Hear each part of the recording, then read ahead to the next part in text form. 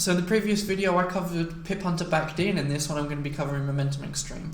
So piphunter momentum extreme is the oldest. Yeah, I think piphunter momentum extreme is the oldest, if not is trend scout. There's a lot more to it. So with trend scout you have 7 individually weighted variables, all designed to be very reactive so that we can get into and out of trends quicker. With momentum extreme there is 13, and they're individually weighted variables, and they're a little bit slower, and it's designed to measure momentum much more than it is to measure trend. So you can see that when we are flatlining it dies off a lot, but it doesn't give you so much choppiness compared with trend scout.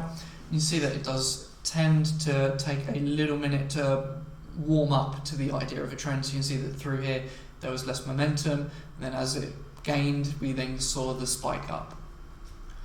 Now there are a few other things to note with momentum extreme, and they are the bars along the top and bottom. I'm just going to minimize the chart for a moment.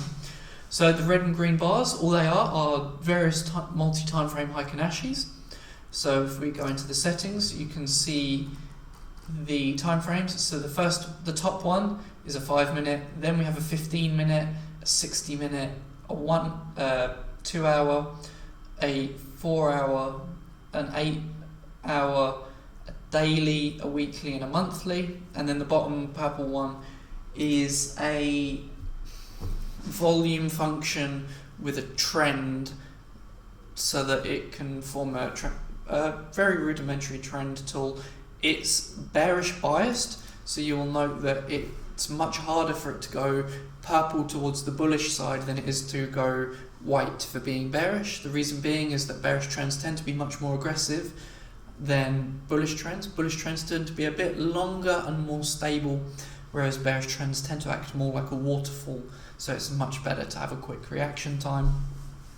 But again, you can see this is all of the different Heikin-Ashi time frame candles. So if you're used to Heikin-Ashis where they are smooth candles, then you'll know that this is what they would be looking like, but without having to be on a Heikin-Ashi chart or even on the time frame. So if you're on the 5 minute, obviously all of them would work. If you're on like the 4 hour, then you only have to consider the higher time frame ones still, because you'll get a lot of repainting and general not good to look at vision off of the low ones, because they're just not going to be that accurate.